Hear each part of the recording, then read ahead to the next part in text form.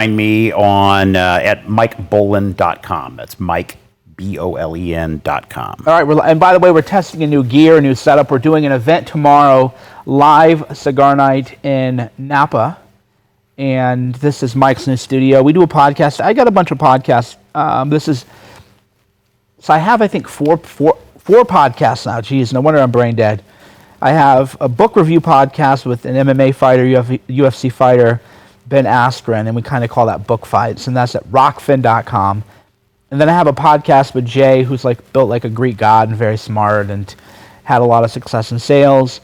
And then I have my own sort of solo gig where it's Joel Osteen meets Guerrilla Mindset. And then I have another one with Mike, and we do a weekly episode, Mindset Squared, and that's what we're doing now. And Mindset Squared is no politics, really.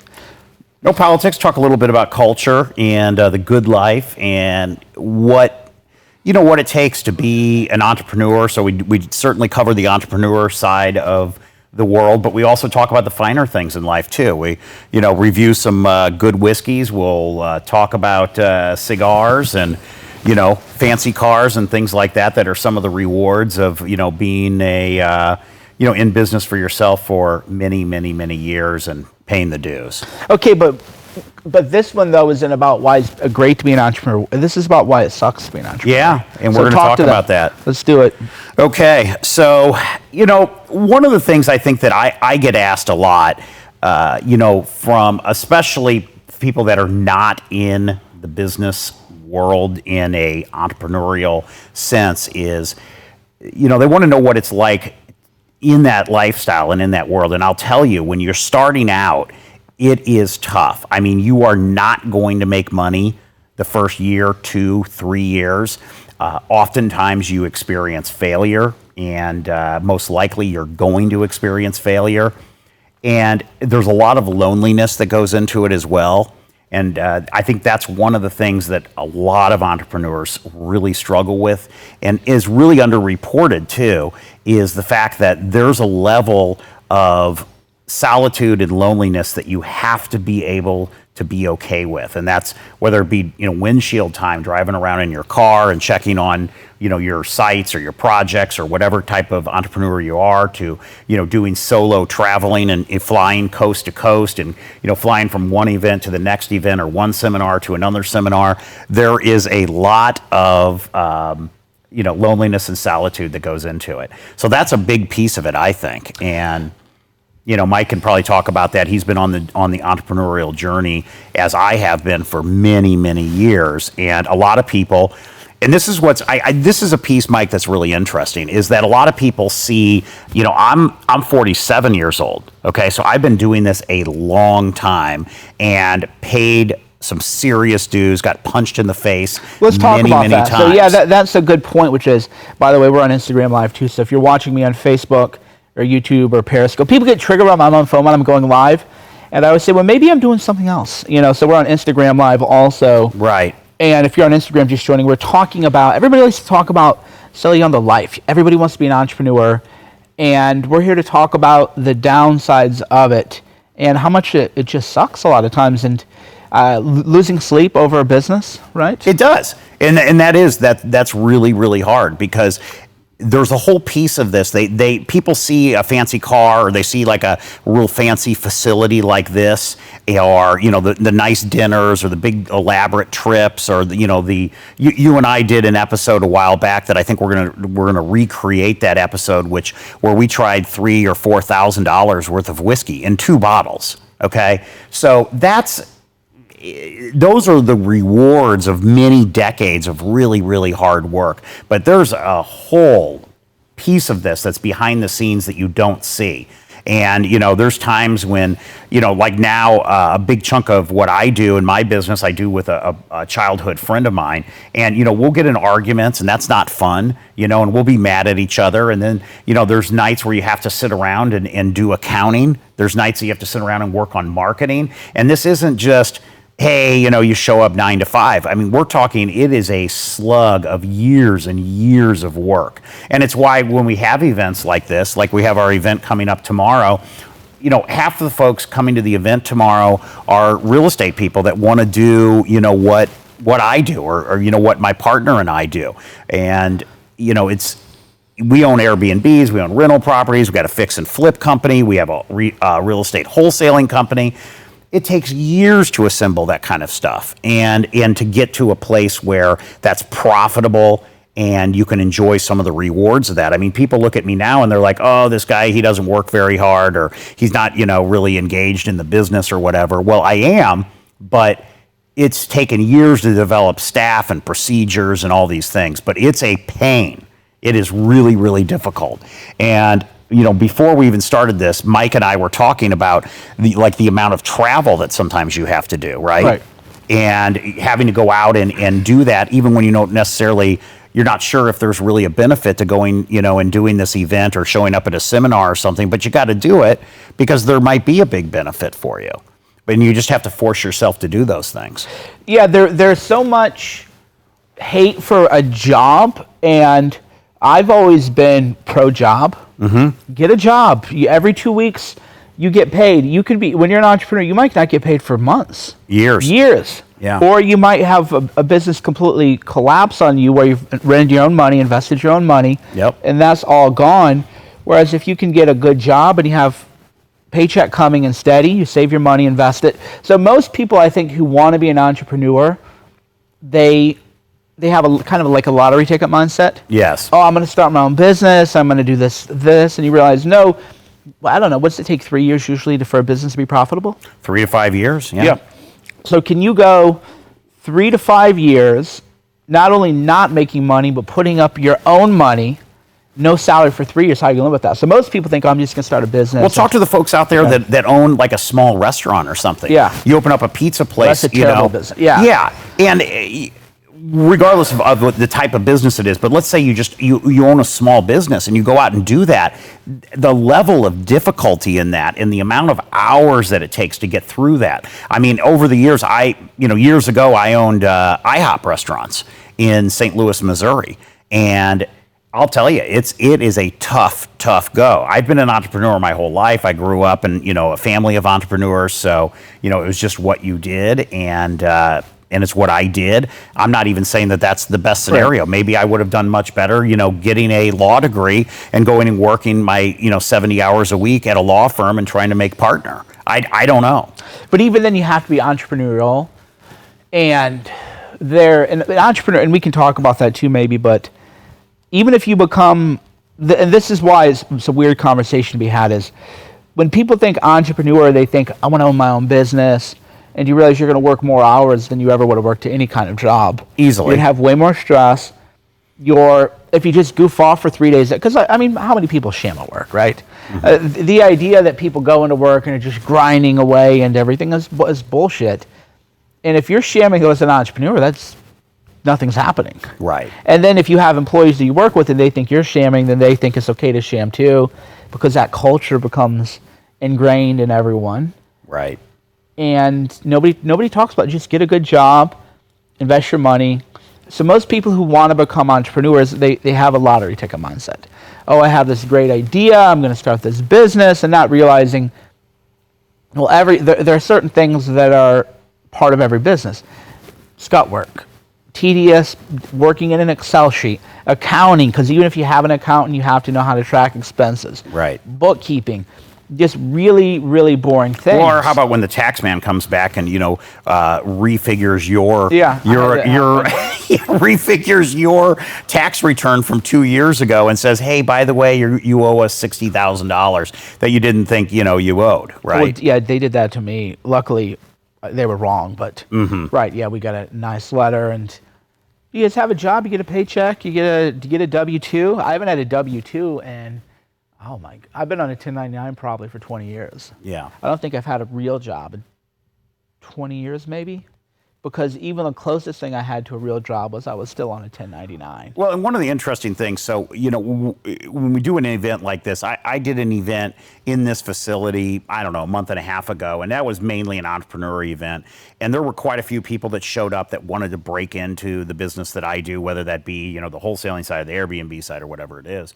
And most of those folks, now not all, but most of them that showed up at that event didn't even buy a ticket to this second event, because they've already washed out of the business. Right. I talked to them. I said, hey, if you're going to come to the event, let's sit down, let's chat. Maybe we can talk on the phone, and I'll spend a little time with you. And here's what you need to do just to get started. And it's, for most folks, it's just a complete non-compute. I mean, and I love that. I love you said that too, and that's also why the so-called entrepreneurial space on YouTube, they're always trying to rush you into a sale. Yes. Because they know most people are going to blow out and get them to get that credit card out and give you those thousands of dollars. Right. And they know they're going to flake out. Yeah, pay your $5,000 or your $10,000. That's why they're like rush. Because one thing you learn in sales is that anyone trying to rush you into a sale is making you a bad deal, because you're not selling cures for cancer, right? You need to buy this thing right now or your life is going to be over. No, you don't need to buy this right now. You probably should. It'd probably improve your life. And the entrepreneur thing is they know that they have some wannabe. Basically, most people who want to be entrepreneurs, quite frankly, it's a greater percentage of people who are just losers looking for an easy way out. Nobody ever wants to talk about that because then you can't sell people on the dream. But most people who just work hard and then they want to start a business, they do it gradually. But the whole I want to be an entrepreneur thing is, no, you're a loser, you're lazy, you want a lot of it. And that's a great point too, is that, Mike talks about being in the job, and that's a great idea. So get into the job and then work your side hustle, which is, in the parlance of our times, is, what everybody's calling it now, is work your side hustle. Maybe you're flipping Apple computers, you're buying them on, Craigslist, you're cleaning them up, you're making them a little bit faster, and you resell that, Apple Mac for, $100, $200, and maybe that leads into you owning your own store at some point. But having a base of income and then, working your way into an entrepreneurial type job where you own your own business is really a great way to go. Well, because the same skills you're going to have running a business you have to be super responsible. Mm-hmm. That's what people don't get, is if you can't show up and work a real job and work real hours, I don't like my boss. Guess what? You have 1,000 bosses being an entrepreneur. You have 1,000 customers. That's right. This whole I'm going to quit, I don't like my boss. Okay, you child. Yeah. Right, you're you put on like a huge event, right? Yeah. So Mike does, this huge event, and let's say, whatever that event cost X number of dollars, okay? But the guy who gives you $30,000 or the guy that gives you $20,000 that's going to sponsor that event, and you get a handful of large sponsors. Do you think those people aren't your boss? 100% those people are your boss. And those big clients that you collect, say you own a car dealership and you've got 2 or 3 channel accounts that buy 100 cars a year from you. That's your boss, right? And yeah, so entrepreneurs always have a boss. It's just, who is that boss, right? Well, there's who's your boss, and if you have a real job, you have to save your money. You have to balance things, but that's just cash flow. Yeah. Cash flow in yourself. And people, what they want to do is they want to escape a life of responsibility, and then they think, I'll just go be an entrepreneur somewhere. And you realize you have more responsibility as an entrepreneur than you have for a job. And this piece is so interesting because Mike and I aren't trying to sell a course here. Right. So you're getting a piece of this that you're really not going to hear from virtually anybody else out there. Is we're not a guru selling, a $5,000, $10,000 course. We're just telling you, hey, it's a frickin' grind. And unless you're deeply, deeply passionate about it and you understand all those pitfalls of loneliness, not having money, having to deal with, regulations and regulators. And it's your own money too. Right. I remember I was up losing sleep because we had an event in New York. It was, the event cost about $100,000 to put on. Okay. And just through a number of things that I won't go into, it looked like the event wasn't going to happen 12 hours before it was supposed to happen. And so not only when you're an entrepreneur, you lose your reputation because you become a flake or whatever. And I was going to lose $25,000 cash because it was catering, it was already paid. The other stuff was would have been fine. And I'm like, dude, I'm going to lose. You wake up like, I'm going to lose this $25,000, gone forever, unrecoverable. Vaporized. That gives you a little bit of indigestion, and people don't ever want to talk about that. As how would you feel knowing that you're taking all the risk, and then when you wake up, if it doesn't go right, you just lost all the money. Right. That's the entrepreneur. That's the life. Well, and we all have that. All of us entrepreneurs have the shiny object syndrome too, where we're wanting to, try, hey, this looks very lucrative. I'm going to go try this. I mean, I tried to get into the art business, open up an art gallery. I I don't know, 10 years ago, maybe even longer ago than that, 12 years ago. I think I lost $1 million on that Right. on that business. So, as a entrepreneur, that's another thing is, you get drawn into these, hey, this guy over here is doing really well, selling paint or something. I'm going to open up a paint store. And it just, it's a peril of the business, and it's something that you have to watch out for when you're an entrepreneur. The good news is it's a tax loss, though. That there's a lot of pros to being self-employed, and tax deductions and everything else are. But nobody talks about the stress of knowing if it fails, you don't just lose a job and get unemployment, right? You have a real job, you make a salary, you have a 401k, maybe you have employer match. They're paying your Social Security taxes, which most people don't know. They see that well, I'm paying my Social Security. No, you're paying half of it. Your employer actually is paying the other half of the Social Security. Right. When you're self-employed, you pay that full tax. Right, up to about $85,000 a year in earnings before that kicks out. Yeah. So you're showing up for a job. You get a paycheck every 2 weeks. It's very nice. You're saving your money. That's a good life. I don't know why people poo-paw it. Well, it's not sexy, right? Yeah. I mean, if you go down and you're however old you are and you go and get a job, driving a UPS truck, but you're making 75 grand a year and you're living in middle America, I mean, you're doing pretty well. That's not going to work in Los Angeles. Right. But I'm not going to work here in Napa Valley unless your spouse is doing the same thing. Right. But yeah, there's certainly nothing wrong with that. And as a matter of fact, when I talk to really young folks that are like coming out of high school, and because I get a lot of these kind of people that reach out to me, and I'm thinking about doing a YouTube because I have an 18-year-old, and I'm going to work with my 18-year-old son. And one of the things I want to do is through kind of mentor him and show how he can become a millionaire without ever making $1 million, but making wise investments. And that's part of it too, is you can do really, really well in life and not get in the entrepreneurial game simply by purchasing a house and doing a house hack where you have a granny unit out back and you rent that out. Right.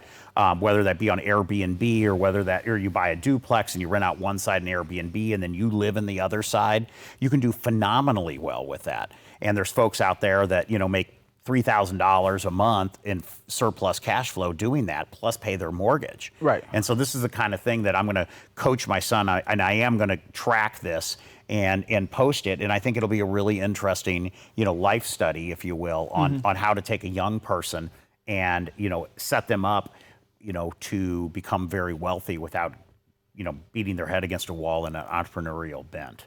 So. Yeah, I think that's needed because I like to think of it in terms of, if you want to be an entrepreneur, what would you do? And unless you have somebody backing you, I would say get a job.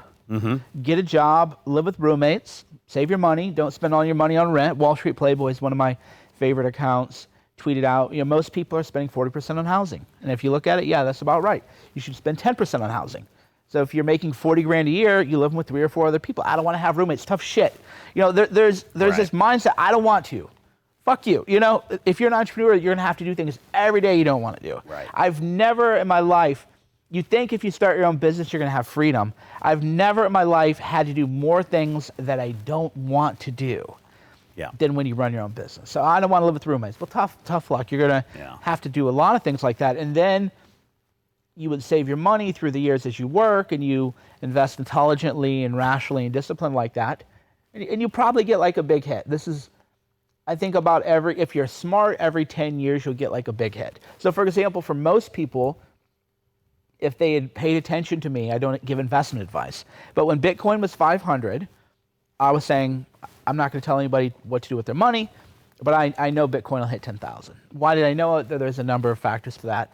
That was the first time where an ordinary person could have had a 20x gain. And even then, there were people buying Bitcoin at $1. Right. So if you're smart and you just keep your eyes open, then once every 10 years, you'll have a chance to maybe have a 20x or 100x thing. And then suddenly you're like, oh, you put in, I know a lot of people, they put in 5 grand into Bitcoin when it was $500 because they had that money saved up. Sure. That ended up being 100,000. At peak levels, that was almost 200,000. Yeah, and part of that is being able to keep your cash gun loaded. Right. Where you have cash available to jump on an opportunity when it presents itself. And that is true 100% of the time. I always joke and say that the the opportunity of a lifetime comes along every week. There's always something, but selecting that right one where that big, big hit comes along and being able to take advantage of it. Because unfortunately, most people don't set aside cash for that, and they're running on a razor's edge, where they can't take advantage of that cash or, take advantage of that opportunity because the cash isn't there. So, well, yeah, there's a number of reasons too. Or they try to take an opportunity of a lifetime every week or every day. right. When instead you should say, I got this from a Warren Buffett lecture, and it's made a lot of sense and guided my life, which is he would tell graduates at MBA school, okay, what if I gave you a ticket and you can only make 20 trades the rest of your life? And you're 25 years old, so you can make 20 trades. That's it. You can buy a stock, 20. That's it. How would you approach investing? And most people, if they just thought, okay, this year, so it's 2019, every year I kind of look for a unique opportunity. And that's how I got into Bitcoin when I did it. That was only once a year, though. So this year I've done nothing new. Last year I did events, made a big bet on that. And you know what? It didn't pay off. It did well. I don't know, maybe I didn't lose a ton of money. I didn't lose my shirt or anything. But that was my big bet. It's like, okay, we'll do events. Right. And then I found out, okay, there's a lot more to events than I realized. Do I really want to be a party planner? Okay, maybe not. But even though it didn't pay off, they turned in cigar nights and networking, and it's a net great thing. Right. But I didn't go into 2000, or what is it? This is 19. In 2018, I didn't think, okay, I'm going to do 5 different investments. I thought, okay, I'm going to go in really hard on events. And then, okay, now I realize rather than because big events are too much stress. So the New York event was 100 grand. The DC event is 50 grand. So if that's your own money, and then that's a lot of money. It's money to risk, right? Yeah. And then I realized, okay, I'm actually not comfortable with risking $100,000 to put on an event. But I realized cigar nights are a lot of fun, so we were doing a monthly cigar night, blah, blah, blah. I don't want to bore the people to death, but that was my bet, and not every bet is going to pay off the way you maybe think it is, or you learn about yourself in a process that you don't like. So I realized, okay, I don't putting up with a partner so it's 50-50, but I don't really feel comfortable doing that, especially because the ROI, which is another thing you start to look at, is the ROI on events isn't like 10x. So even if the event does well, maybe you double your money, maybe you triple it. So you're putting up a lot of money and you're taking a lot of risk for a maximum 3x upside. Yeah. So do you want to risk that much money for a 3x upside? No, I'd rather risk that much money for that's a much something bigger that upside. a lot of entrepreneurs wrestle with is that return on investment too. It's tough. And to find the right place where you can get those larger returns. Yeah, so I remember in New York just felt sick to my stomach because I thought I was going to lose 25 grand or more, plus the reputational harm and everything like that. That's not fun. Well, yeah, that sucks. Waking up at 2 a.m, wondering if you're going to be able to make payroll, make rent. You're not going to get something repossessed. I mean, I've had all those things in years past that I've spent countless nights awake, and now where it might seem extravagant here and there in my lifestyle, I'm very conservative, and the vast majority of my cash and my wealth is reinvested into new real estate investments that are cash flowing. And for me, I just know real estate. It doesn't mean that Bitcoin or stocks or something else, but I only splurge on a small percentage of the income that I have, and that's probably just from getting punched in the face so many times. Right. All right, everyone. Thanks for watching. This is Mike and Mike, Mindset Squared. Where should they go to get more episodes? I would go to mindsetsquared.com. We're available on all major platforms, and we'll probably, now that we're doing an event this weekend, you can Google it, or you'll find it on Mike's page, cernovich.com/events. If you're in the area, San Francisco Bay Area, and you'd like to come to the event, I think we have a handful of tickets still available. So we'd love to see you there for the event tomorrow night here in Napa Valley. And we will probably do one more stream while you're in town, and I think we might do the Yamazaki 18 versus the Pappy Van Winkle 20, and we're going to reprise that episode. All right, great.